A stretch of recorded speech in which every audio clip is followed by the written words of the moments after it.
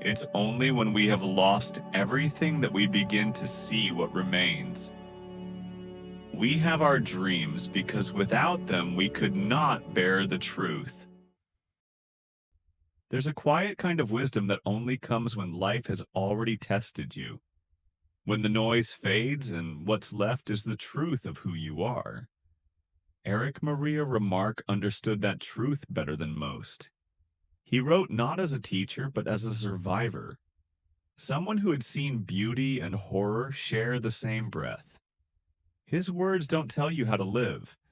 They simply hold up a mirror and whisper, "Look."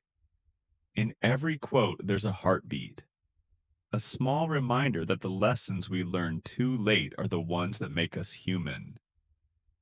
They're not about perfection, but about feeling, losing, loving, and still finding a reason to begin again. Perhaps learning English is not a journey of memory, but a journey of emotion. Every line Remarque wrote carries a fragment of himself, and when we repeat his words, we touch a part of that truth. Let each word drift slowly as if you were listening to the heartbeat of another world. Because sometimes learning a language is not about remembering, it's about learning to feel life through different sounds. Life did not intend to make us perfect. Whoever is perfect belongs in a museum. Modesty and conscientiousness receive their reward only in novels. In life, they are exploited and then shoved aside. To forget is the secret of eternal youth. One grows old only through memory. There's much too little forgetting. He who wants to hold on to that is losing.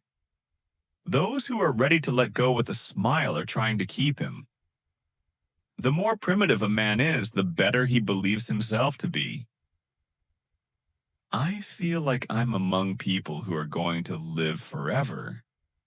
At least that is how they act. They are so obsessed with money that they have forgotten about life. Anything you can settle with money is cheap. Never do anything complicated when something simple will serve as well. It's one of the most important secrets of living. A man only begins to be valued when he is no longer there.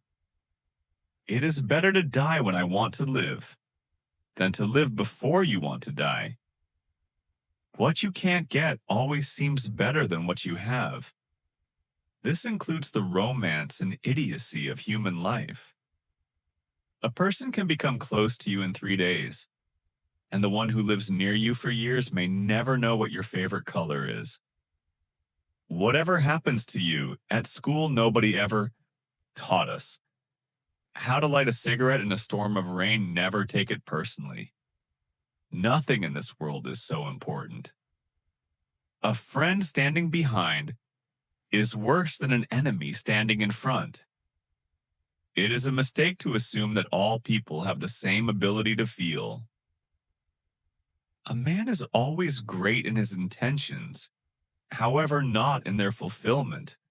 Therein lies his fascination. There is nothing more tiring than to attend how a person demonstrates his mind, in particular if there is no mind. A lonely person cannot be abandoned. Keep things at arm's length. If you let anything come too near, you want to hold on to it. And there is nothing a man can hold on to. Being in love is when you want to get old with someone. The first person you think of in the morning and the last person you think at night is either the cause of your happiness or the cause of your pain. Only when you finally part with a person, you begin to be truly interested in everything that concerns him. This is one of the paradoxes of love. Strange how complicated we can make things, but just to avoid showing what we feel. I stood next to her, listened to her, laughed, and thought how terrible it is to love a woman and be poor. Women do not need to explain anything. You always have to act with them. A woman should not tell a man that she loves him. Let her shining, happy eyes speak about this. They are more eloquent than any words. Only a complete idiot would argue with a woman and appeal to her logic.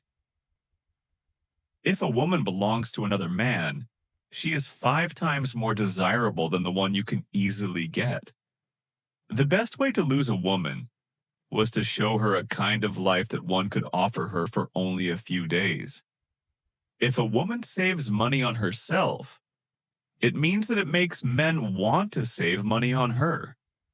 If a woman is angry, it means she is not only wrong, but also she knows it. A woman becomes smarter when she is in love, whereas a man loses his mind. Who has many women knows women. Who has one wife knows love. Men don't get married because they want to get married, but because women want to get married.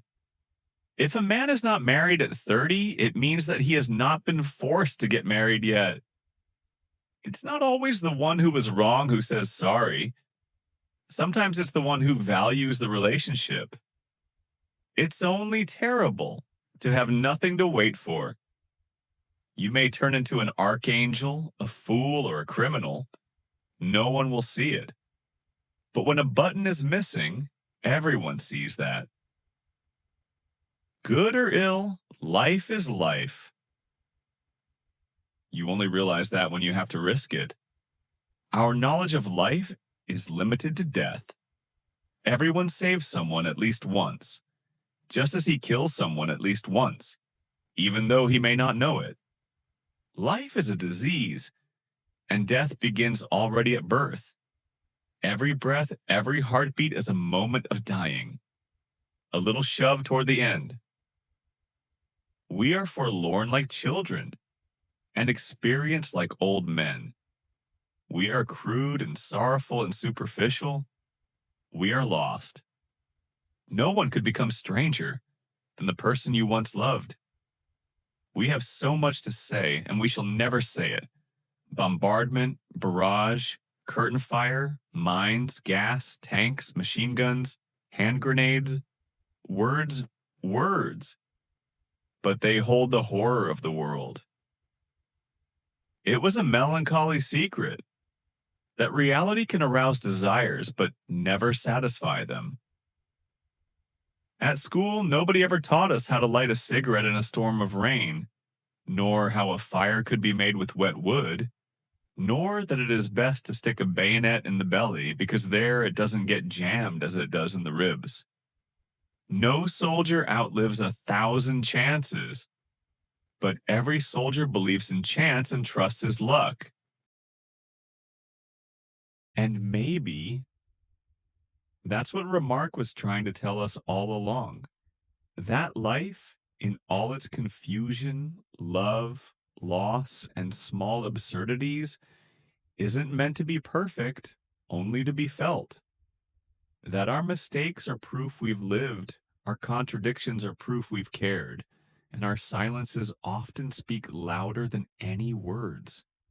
As we listen to these lines, it's easy to feel the ache of time, the weight of choices, the beauty of what's fleeting. But if you stay with it, if you breathe with it, you start to notice how language itself becomes a mirror. This is how we learn best, not by memorizing, but by living inside the words. When you study a phrase like keep things at arm's length or being in love is when you want to get old with someone, you're not just learning vocabulary. You're touching the way another human once felt the world. That's the real art of learning a language. It's not about grammar. It's about connection. Let the phrases stay with you. Repeat them. Whisper them.